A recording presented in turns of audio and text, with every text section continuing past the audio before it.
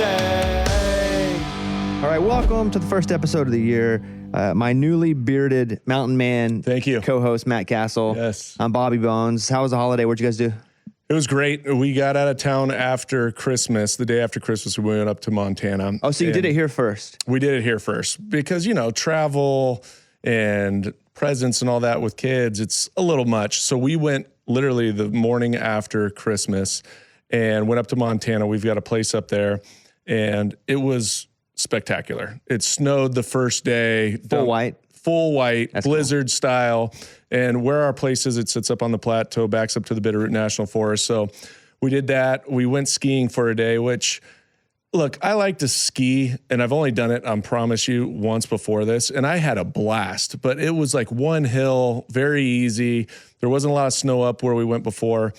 And then we went to this hill in Montana, and we get a lesson from the instructor. We go out there, and my wife, who's actually the skier, she didn't ski because she had a lower back thing going on. So I'm out there with 5 kids. We're trying to go down these bunny hills, kind of relearn the mechanics of how you ski. And I'm fine with that. But my daughter gets down to the bottom of the hill, my youngest daughter, and she's like, "Dad, I'm over it. Like, take me up to Mom." So you got to grab the rope on the side. It pulls you up the bunny hill. So we get up there. I got to kind of get her out of her skis. I'm tripping all over the place, take her over to my wife finally. But then by the time I get back, they've already done a few runs, and the guy's like, "Hey, let's go hit the slopes. I think they're ready." And I was like, "Dude, there's no chance I'm ready at all. Like, I just learned how to pizza again." But the other caveat to that was the simple fact that I'm a 43-year-old male, and they don't give me poles because I'm a beginner. They want you to learn how to balance and do all that. So I literally have my hands out in front of me as if I have poles, and I'm like trying to ski, and I'm going down. I get off the lift the first time, totally ate it. Just felt like such a little kid. It was brutal, and it was 0 degrees, but it was a great time. When you fall and you're an adult, that's a different fall. Oh, it was hard. It was hard, right on the hip. And then my hip flexor started cramping, and I was like, "You guys go ahead." He's like, "No, we're going to wait for you." I was like, I don't think that's a good idea. Well, then you wonder too, after you've fallen as an adult, if anything is hurt. Because you might get up and go, "I think I'm okay." But you're an adult, so you have adult thoughts. And you think, is it just my adrenaline that says I'm okay? Am I going to realize that I've torn something once I get back to the cabin? Yeah, and that was the issue too, was because you get locked into these ski boots, and the only way you're like stuck in this position going in, and like my knees were hurting. I'm not that good to be going down real hills. Like, when I say bunny slope, just give me something like that where I can just kind of learn, go this way and that way. I mean, this one hill looked like treacherous. To me, it was a double black diamond. I'm sure it was like the most novice hill. And then you got to cut across. And then they had these lanes that you're skiing on that are 12, 15 feet across. And if you look down, it's straight down. And I'm like, I'm going to die out here. This would be one way to go out on the ski hill in Montana on my second time skiing. Just can't do it. But nonetheless, got through skiing. That was awesome. 4-wheeling. Went to some really nice dinners, had a fireworks show at the top of the mountain with the whole family. And it was a great way because you get to unplug and you just spend family time. How about yourself? Well, I've never been skiing, but double black diamond sounds, it was funny even though I don't understand it. Double black diamond, I guess, from what they say, is the most difficult ski slope that you can go down. And so you only go on it if maybe you're professional or you've got a death wish or anything like that. The first time I went, maybe it was the third time I went snowboarding when I was younger, going down this trail, and I think I'm on a bunny slope, and then all of a sudden it gets narrower. And then all of a sudden I stop and I look down, and it's straight down. It's got moguls, and it's like a chute that you're supposed to draw. You see those guys on those videos? And I was like, there's nobody else around. I'm like, what am I supposed to? I look over, it says double black diamond. I go, I got to get down some way. And, you know, I've watched enough of those cool videos where I'm like, okay, I'll just jump, do this. So I jump once, jump twice, catch the front edge, go right out into powder. I'm up to almost my waist in powder. I can't get out. I can't dig myself out. I'm trying to. I'm there for like 30 minutes. Sounds like quicksand. Oh, it was the worst ever. So I'm sitting there. I'm like, I wonder if they're going to come rescue me. And then they're like, and because my board was stuck. And so now I've got my gloves off, trying to get the bindings off. Can't get the bindings off. So I'm digging out. I'm literally digging a hole in the snow. I crawl back out onto the slope and go down on my stomach like this, just over these moguls. And it was the worst experience. I show up 40 minutes later and my family's like, where were you? I I was dying in the woods. You guys didn't come. No, you were doing double black diamonds. That's what I hear. I mean, it was the worst ever. So that's what a double black diamond is. Now, the joke still hit. Even though I didn't know what it was, it still hit. That was good. Yeah, thanks. I appreciate that. We went to Oklahoma and Arkansas. We stayed at our place in Arkansas. Don't be enthusiastic about it when you say it, though. We went to Oklahoma and Arkansas. It was a normal Christmas. It wasn't Montana in the winter snowing. We have a house in Fayetteville, and everybody came.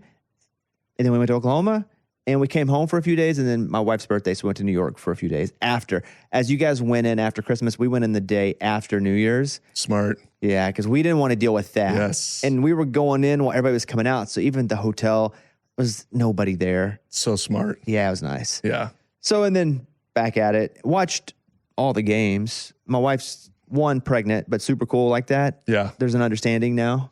Does she like sports? Does she watch sports with any She comes from a intention? massive sports family. Mm-hmm. She's obviously not into teams she doesn't care about, and her job isn't to watch sports. So there's a level difference in us. Right. But she is a diehard Sooners fan, and she probably watches 40 Thunder game a year. She doesn't watch any of the West Coast. Really? Yeah. She watches most Thunder games. I guess they play over 80 games. Her dad watches every Thunder game. Oh, so they're diehard Thunder fans. Diehard, yeah. That's cool. So, yes, she played sports, is an athlete when she wants to be, and follows sports mediumly if it's her team. Got it. So that's what's up. Okay, that's what's up. It's weekend preview time presented by DraftKings. From first touchdown score to anytime TD props or the thrill of live in-game betting, every snap is loaded with opportunity. Let's preview 3 specific games. Pick your winner, 49ers at Eagles. Matt Cassel, go. 49ers at Eagles. Gosh, this is going to be a great game. I feel like this is going to be one of those games that people tune into because 49ers, I think they always have a great plan going into these playoff games. I believe in Kyle Shanahan, but they've had so many injuries. I have to go with the Philadelphia Eagles in this one at home. They're well rested, even though that's one of my topics of conversation if we talk about it, but they're well rested. And I just think that defense for Philadelphia will keep them in the game, and hopefully their offense can figure it out. I'm going with the 49ers, and it's a bit like what you're saying, but you're looking at the 49ers have a really good offense and no defense. No, they've got a good defense. No, they're all hurt. The 49ers are all hurt. They don't have a good defense. They still have a decent defense. They played their 4th and 5th DB last week. They have nobody. Yeah, they're on their 4th middle linebacker. That's my point. How good are you going to be when you're playing your 3rd and 4th and 5th string guys? Well, they're pretty good because you picked them. I did pick them. I think they have a great offense playing a really great defense. I think that will be the interesting unit versus unit. It'll be interesting because even going back to a week ago when they played Seattle, I thought Seattle did a tremendous job defensively and shut down that offensive unit that have been so explosive, so good and consistent throughout the year. I believe that works in favor to the Philadelphia Eagles because they will watch that film and understand what did they take away? How did they do it? And that might be an advantage for Philadelphia going into this game. Texans at Steelers, I'll go first. I think the Texans defense is just so good. I think they're the 2nd best defense in the NFL. I think that unit probably wins that game. And the Steelers, they already got kissed by an angel. They did get kissed by an angel. I do think they get some help back. DK Metcalf's coming back this week.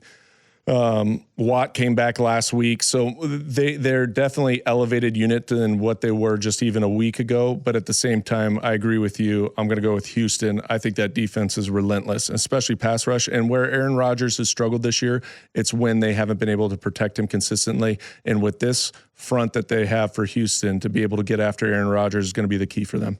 I'll throw up the Rams at the Panthers. That's kind of it. It's an exhibition game, right?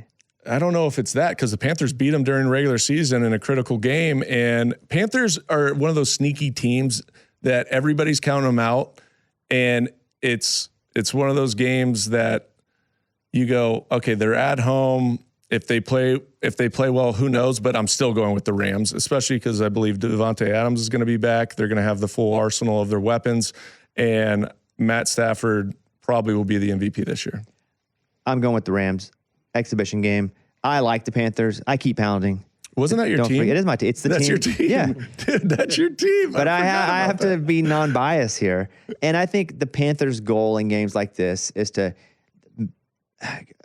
trap the other team in a real sloppy game.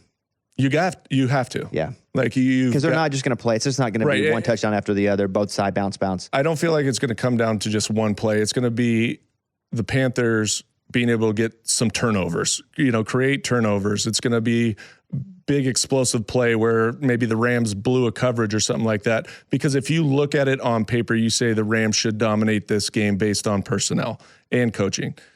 But at the same time, the Panthers have proven, whether it's been Green Bay, whether it was the Rams, that they can beat quality teams. They just got to muddy it up.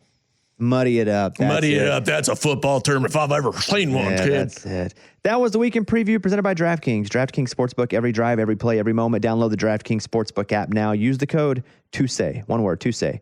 TOSAY, like our show, lots to say. To turn $5 into $300 in bonus bets if your bet wins in partnership with DraftKings. The crown is yours. You have a matte camouflage green van? It's right out there, the Sprinter van. I saw it. It's massive. Oh, yeah. It's cool. The colors are cool. 12 passenger. Yeah. You don't often drive that over here. No, I don't. It's because my truck, all of a sudden, it started doing this thing where we're driving down the street and it'll shut off. The engine. It just stops. The acceleration won't go. You have to all of a sudden pull off to the side, put it in park, put it back, and then all of a sudden it turns right back on. You're okay.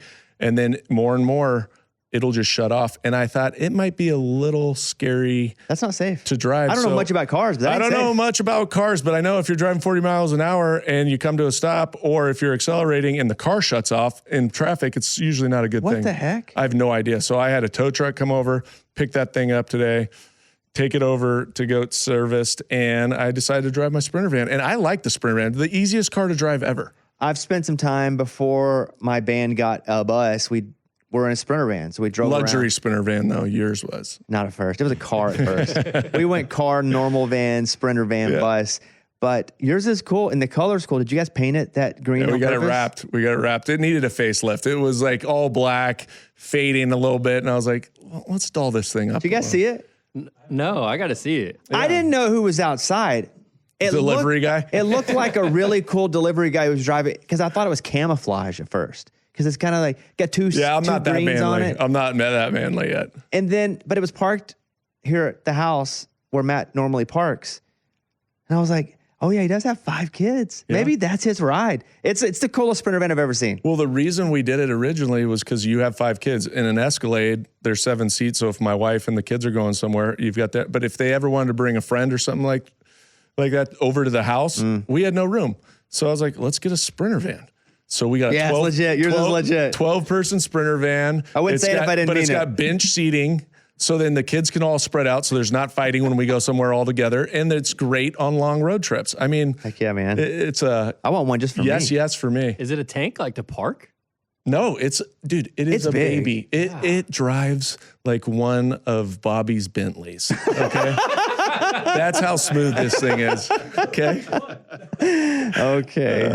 Let's go back and forth. But you're on today, buddy. You're funny today. It's the beard. It's the beard. It's like Samson and strength. You guys. Wow, look at you. You want to go first? Give me something to talk about. You always give me some first, but I'll take it. I don't understand why the Philadelphia Eagles sat their starters in the last week of the season, knowing that there was potential. I know that there was maybe small potential, but they could have been the 2 seed, which potentially gives you another home game, which is a huge advantage in the playoffs when you're playing at home versus on the road versus quality opponents. And so that was very confusing, especially because it was ripe for the taking after Chicago lost to the Lions, which you knew was going to be a battle because Chicago wanted to win that game. But the Lions are a good football team, so there was a possibility. But they sat their starters, and I just don't know why they would do that unless maybe they were content with being the 3rd seed. But at the same time, it made no sense to me. I think that was a bad decision by Coach Sirianni. Yeah, I said it. Yeah, that's your boy. Yeah, and he's my former boy. Guest, former A+ guest, and he's still my boy. He understands it. But it was confusing to me. Maybe they want to play the Packers. Is that something? If you're the 2, you'd play the 7.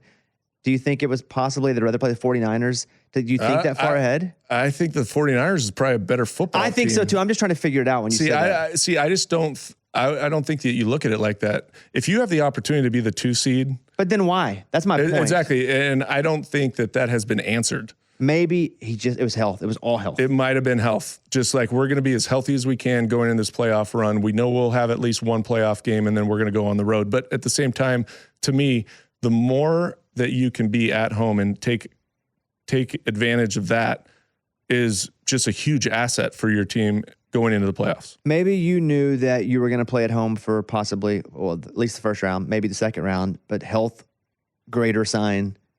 Yeah, that has to be what it came down to. Well, I made a list of things that aren't being discussed at all, and one of them is the Eagles repeating. Nobody's talking about. And they're in the playoffs. They're in the playoffs. And it's really not something that I'm hearing anyone talk about or address. If it's any podcast I listen to or shows I watch, no one's going, we think the Eagles can repeat.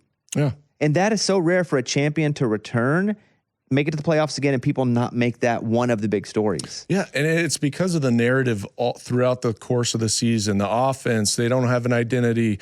They're going up and down. There's struggles. There's conflict in the locker room. When are they going to get A.J. Brown involved? Because this defense has been elite all year long. Saquon Barkley didn't have the same stats he had last year. They had injuries on the offensive line. So those question marks are there. There's no doubt about it. But this is a team that is battle-tested.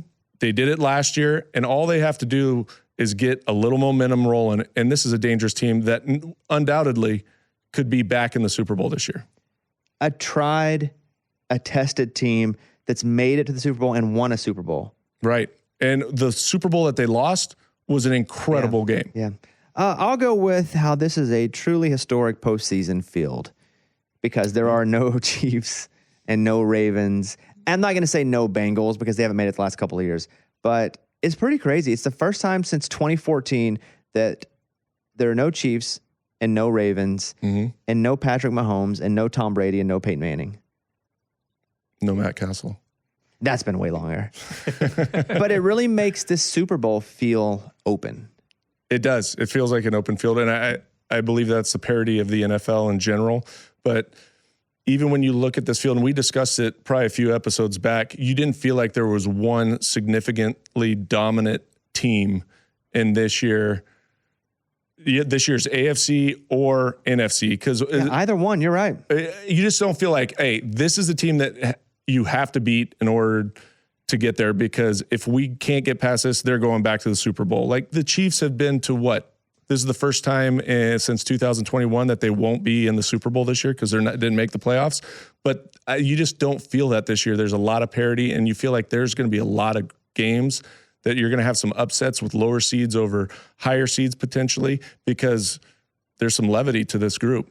I think there are dominant players and units, but there aren't dominant teams. If you're like quarterbacks, you got to go Josh Allen, right? The A1 quarterback, you also, you got to go to Philadelphia. You probably got to go to the Packers a bit. Jordan Love still. Stafford.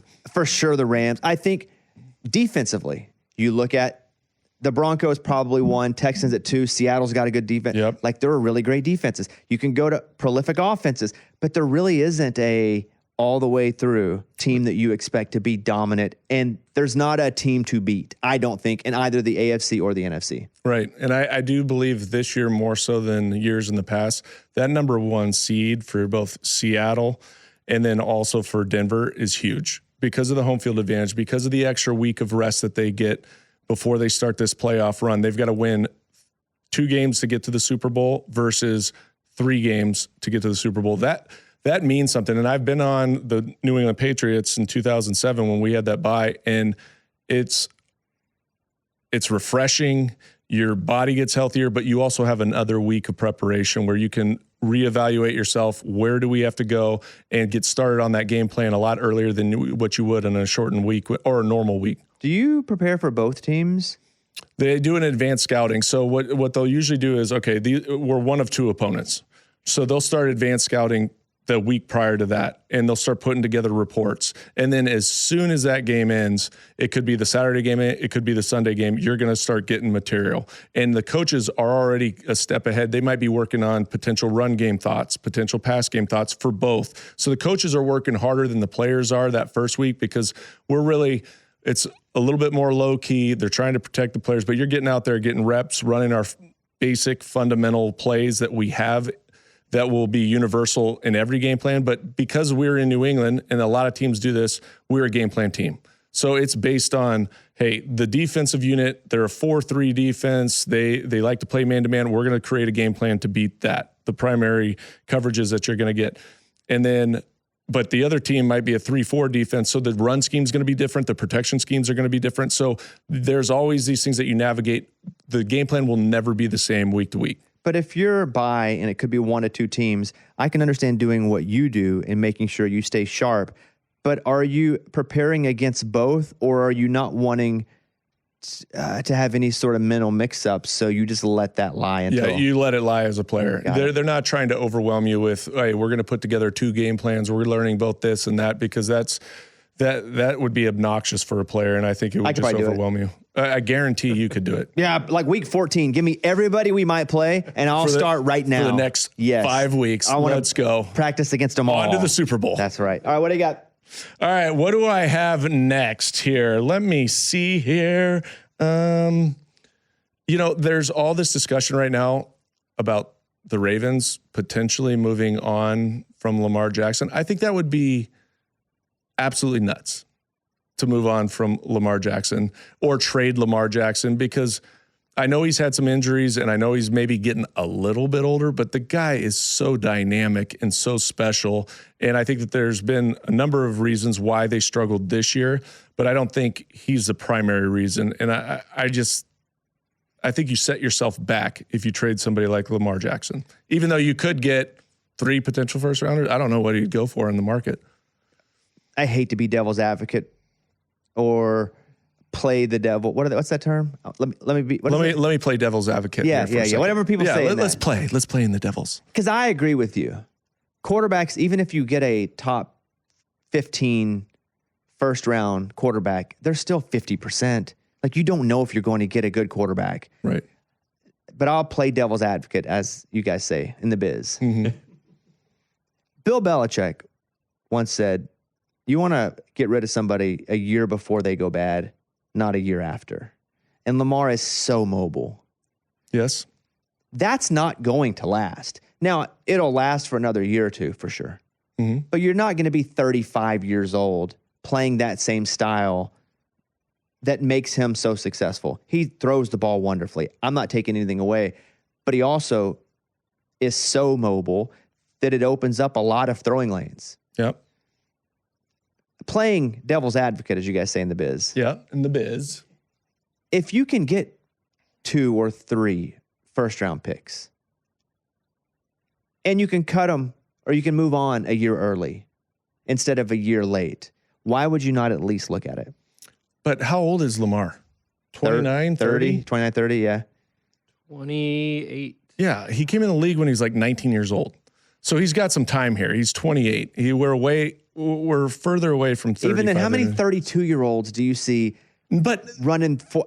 By the way, I agree with you. I'm just, as they say, what playing devil's advocate. 28-year-old has Lamar Jackson's skill set? What 30-year-old's going to have Lamar Jackson? He's a freak of nature. He's a generational talent. And all I'm saying is, when you talk about moving on from Lamar Jackson, that means you're changing your whole identity. He turns 29 tomorrow. Well, so when this airs, he's 29. Okay. No, he's not 29. He's 28 as we're talking. No, but when this airs, he'll be 29. Yeah, maybe tomorrow. I agree. Quarterbacks are so hard to get. But they're so hard to get. But You're talking about changing your offensive identity. How you call the game is now you have to look at your offensive coordinator. Does he fit what we want to do potentially if we draft this young guy coming in? And it's just going to look completely different. And what he does, he makes defenses play 11-on-11 football because of his ability to run the ball. And I understand what you're saying. As he gets older, I'm being devil's advocate. I'm not saying it as me. Yeah, as the devil. Yes. You're saying, like, he is susceptible to injury, especially the older he gets, because he is a guy. And he's going to move slower. He's going to move slower as he gets older. Yeah, so he'll run a 4.3 instead of a 4.2. But what I'm saying is, this guy's special. And I believe that he's coming into his prime. He's already won 2 MVPs. I mean, the guy's in the prime of his career. He's got to stay healthy. There's no doubt about that. And there's ways to call a game to not put him in harm's way, so to speak. But you're not going to allow him to do what he does best if he's not in harm's way. I don't know. He threw some bombs the other night in the game, which was pretty sweet. He hasn't. What's he done in the playoffs? By the way, I'm a fan. Don't make me be devil's advocate. I'm done. I know. I'm done advocating I know. as Satan. I know what you're saying about playoffs, but we could make the same case for Josh Allen, right? He kind of, but Yes. It's the but same. only kind of. No, not the same. Really? Josh Allen's had more success than Lamar Jackson has. Okay. Even this year, he made it. Lamar didn't. That's true. But I'm not. That's the devil talking. I'm done as the That's devil. the devil. I'm done as the devil. Put the angel on your shoulder, sweetie. You want the power rankings? Oh, yes. Are the Chiefs in there? They just missed. Chiefs at 6, Cowboys at 7. I can't wait. Who do you think my number 1 is? Seattle. Okay, we'll get to it. Number 1, Seattle Seahawks. Yes. Had they not beat San Francisco, I don't know they'd have been number 1, but that's the name of the game. Win the games. And they beat San Francisco pretty easily. Pretty handily. Yeah. Yeah. So And yeah, they I got the agree 1 with you. seed, and you just have it's a free week. They can run the ball. They can play defense. Sam Darnold's getting it done with his arms, his legs. They've got good skill on the outside. Jackson, Smith, and Jigba. Dude, that dude is a stud. I will say that I think this is the weakest number 1 in the history of the power rankings at the first week of the playoffs. Because I don't think Seattle is the team to beat. I think they have an advantage because they don't have to play a week 1 game. I do think that they're the team to beat. And the reason I say that, they played in the toughest division in You football. just said there was not a team to beat, so you can't change it. Well, I can't. I'm playing devil's advocate. Okay, got it. Go I'm ahead. playing devil's advocate. But I'd say Here, take my pitchfork. they've earned it because they played in the toughest division in football. Rams, 49ers. I know Arizona is Arizona right now, but week in and week out, they proved it. They've won 14 games. They deserve to be the number 1 seed. I agree with you. They deserve to be the number 1 seed. I don't think they're the, quote, team to beat, though, because I don't think there is one. But I hear you. I'll move I know. on. We both agreed with that. At Okay, go number ahead. 2, you can't deny it. It's Denver. I knew it. Yeah. You can't. They are the number 1 seed. They get a free week. Their defense is, in my opinion, Lights number out. 1 in the NFL. Lights out. It's a number 1 defense in the NFL. You know me, I'm not a big second-year quarterback guy. But you gotta take your hats. You tipped your hat to him?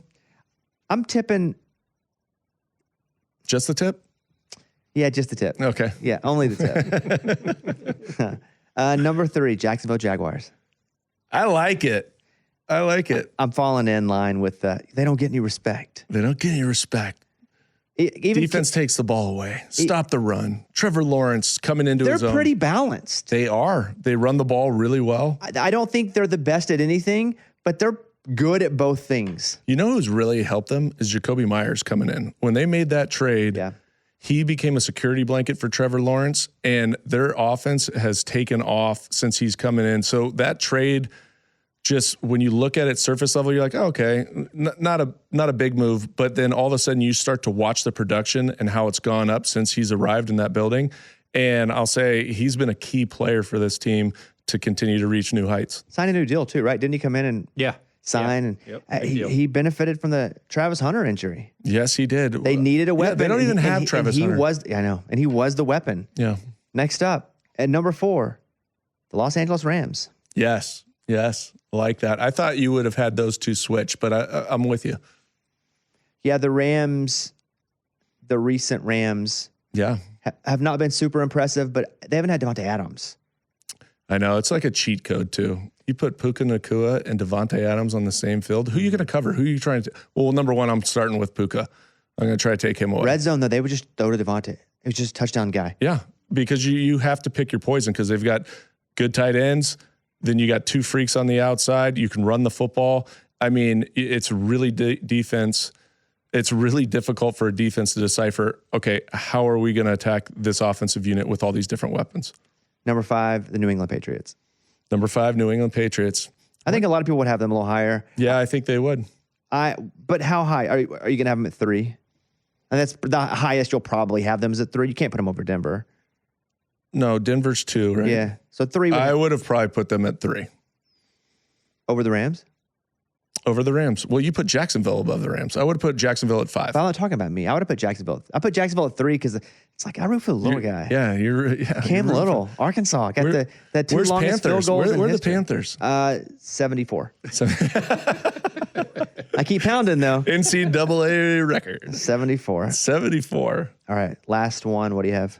Oh, man, we've covered a lot. I guess the head coaching jobs, right? I think it's going to be an interesting cycle this go around. You've got Browns, Cardinals, Giants, Falcons, Titans, Raiders. And you look at some of these different teams, I believe Giants probably are the best put together team and roster right now for a coach to come into. Their defensive front, I mean, Brian Burns had 16.5 sacks. Abdul Carter started to come on. They still have Thibodeau. They've got studs across the board, and you can build around that. But then you look at the offense side of the ball. Jackson Dart, as long as he stays out of the blue tent, he's in that tent a lot. Though. Yeah, he's going to learn how to protect himself. I feel confident about that. But he showed enough this year with limited personnel around him that he can get it done and make plays continuously. So I'm high on him. I think Scadaboo's got to come back. Malik Neighbors obviously is a true number one wide receiver, and they have a left tackle in Andrew Thomas that is a lockdown left tackle. So there's a lot of pieces to work with from an organizational standpoint. Falcons is another team that you look at. I would love to go coach the Falcons. I mean, Bijan Robinson. They just don't have a first round pick. Other than that, like they're pretty loaded. Yeah, I mean, Bijan Robinson, Drake London, they've got a good offensive line, a lot of young talent on the defensive side of the ball. And I'd say the Giants first, but Falcons second, just because there's a lot of uncertainty at the quarterback position. Michael Penix, while I like him a lot, he's injured a lot. And that dates back to his time when he was even Indiana, Washington. Yeah. And now he's got the ACL. He's got to come up with that. And I trust that Kirk Cousins can go out there and get it done, but I don't know if that's the same stability that you have with a young second-year quarterback in Jackson Dart. It's crazy Penix played for Indiana because that's when they sucked. Yeah, that's when that was the COVID year, and that's when he put himself on the map, I think, and they ended up winning, I don't know, the North or the South division just because it was shortened and they didn't have to play certain teams. Because I don't know if Michigan played that year or something like that, but he balled out. Playing devil's advocate, I don't remember that year. It's COVID. Maybe it wasn't. I went to a COVID football game. I went to watch Arkansas play Tennessee. Oh, because you're a big booster? You were the only person in the stands? There weren't many people there, and they piped in noise. It was all piped in noise. Was that the weirdest experience? It was weird. See, I never played during COVID, and so, but when you'd watch, Were you retired by then? I was. So all of a sudden you start to look at the stadium, and remember they used to put the fake cutouts up there, but even of fans, look like fans. Yeah, baseball did that a lot behind the plate. It's crazy. Yeah. But even talking to these guys, they're like, it's the weirdest thing. You come in the stadium, and it's like pregame music and stuff like that. But then they put in fake crowd noise, but you can hear everything the defense is saying and adjustments and what you're doing at the line of scrimmage because there's nobody in the stands. And they said there was no like major momentum swings because yes, you're making a play, but you're not doing it in front of people. It's like you're scrimmaging out there in the backyard. It was like rec flag football. How much momentum are you going to get? Really? Yeah, exactly. Yeah. It's wild. My final is the Packers. They're 0-4 in their last 4 games. Yeah, they're limping into the playoffs. Like they became the 4th team in NFL history to make the playoffs after losing their final 4 games. Interesting. And on the flip side, you almost look at the Buccaneers and go, they didn't make it because they lost all their final games. Yeah. They won their final game, obviously, but man, I think they were 6-1 to start. Yeah, they were rolling. Remember when we were early in the season, we're pounding our chests? At least I was. You might have been playing devil's advocate. Yeah, I like to play devil's advocate. But Baker, MVP, like 3 or 4 games in a row, give him the ball with less than 2 minutes, he comes back. You know what the other trippy part about that? I was thinking about that the other day watching. It was Atlanta was playing who? New Orleans. New Orleans. And the fates of both Tampa Bay and the Panthers, they're sitting at home watching that game against 4 division opponents, cheering for one or the other team because that dictated their future. It's wild to think about that and be so helpless because you can't do anything about it at that point. You're at the mercy. The Bucs won the rain game the day before. Right. But because they had blown all those games late, they were completely out. Yeah. But you got to look back at Atlanta beating the Rams. Had they not beat the Rams, they wouldn't have even been in the mix. Hate to play devil's advocate, but yeah, the entire division was doing something that day. Watching, waiting. Just looking at the bracket on Saturday, the Rams are going to Carolina. I think we both feel like the Rams are going to win that. I feel pretty confident about that. Okay. Packers at the Bears. I think that's such an intriguing matchup. 3rd time around. Packers, like we just said, are limping in the playoffs. Chicago, though, both of those games that they had were great games. And recent, too, by the way. Recent. Yeah. Chicago was driving late in that game, Caleb overthrew the ball in the first matchup to end the game for an interception. But then the second game that they had, they score a touchdown, get an onside kick, score another touchdown, go to OT, throw the bomb for a touchdown.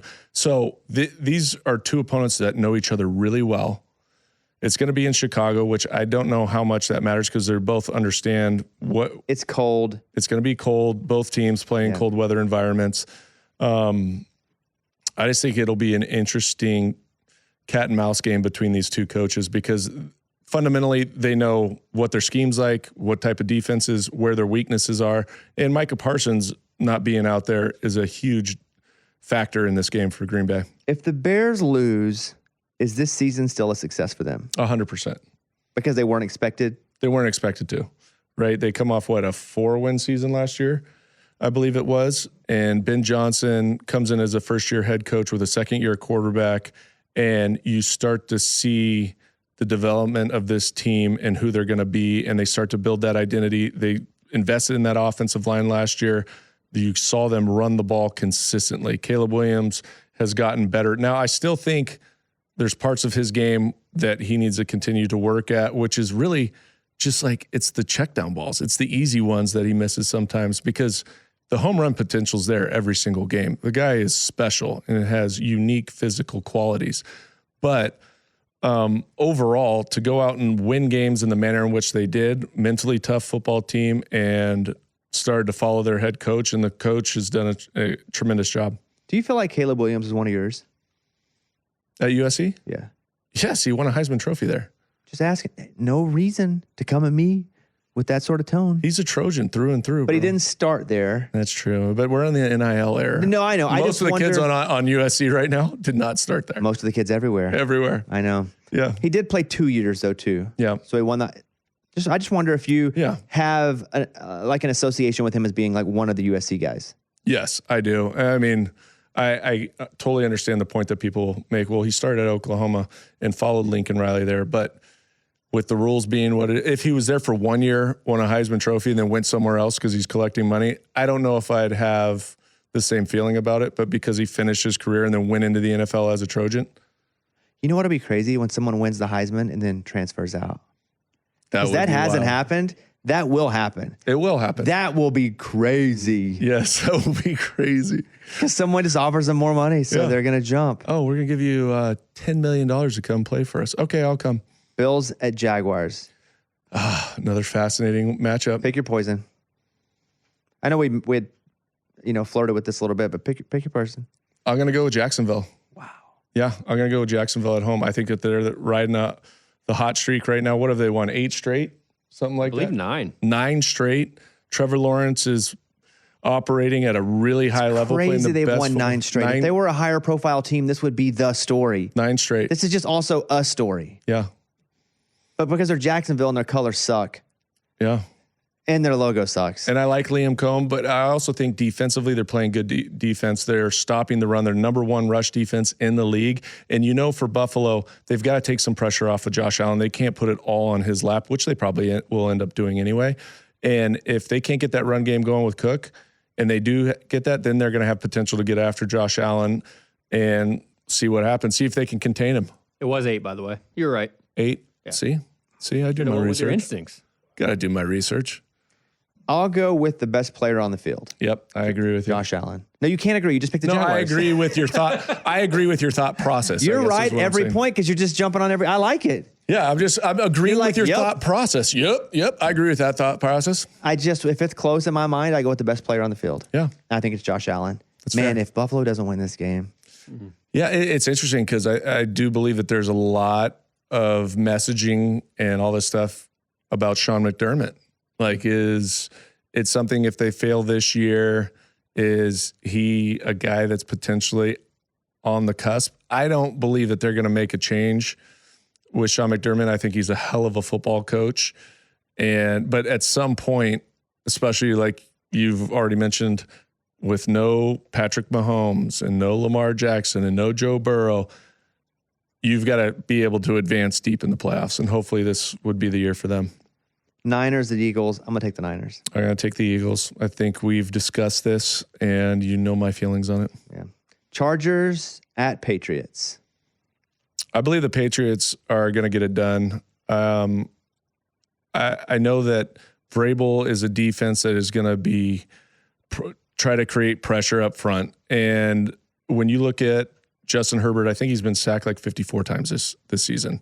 He's been banged up a little bit. Now, they do have some wide receivers that can be explosive, but I believe in the defensive unit for the Patriots, and I just think Drake May's shown consistently throughout the season that he can get it done at a really, really high level, MVP type level. I hope for your sake, both of you guys' sake, the Patriots win. They should win. Thank you.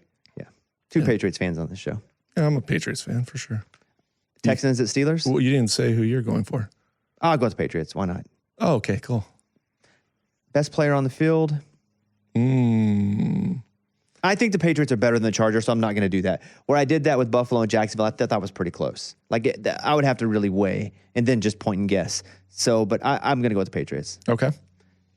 All right, Texans at Steelers. Texans. I got to go with the Texans. That defensive unit is just dirty. Yeah, they are. All right, that's it. We did it. We did it. We There can are preview. two games Saturday, one game Monday. The Monday Is the threw Texans me for a and loop. Steelers? Yeah, it feels almost disadvantagey for that Monday game. Yeah, because how do they guarantee schedule them the late night games Sunday? Like I don't know. It I just don't depends. know how. Depends who it is. Yeah, it's interesting because I think that would be a clear disadvantage if you have a shortened week and you've got to play. Devil's Even on advocate, a the Sunday. longer until you have to play on Monday so you can rest your players even more. Oh, so they're both fresh until they're not. I hate to be devil's advocate, but We've said that word there's so a many. time. I didn't even know what the word was at first. I couldn't find it in my brain. That's it. Thank you guys. We'll have another episode soon with Logan Ryan, who won 2 Super Bowls with the Patriots. A friend of mine, played with Matt. Best friend of yours. You guys worked out together and played pickleball. We did all that, but he'll be on. So be looking out for that episode very soon, maybe even the same day. Thank you. That's Matt Cassel. That's Kickoff Kevin. That's Brandon Ray. I'm Bobby Bones. We've had lots to say. Have a good NFL weekend, everybody. We'll see you guys next week.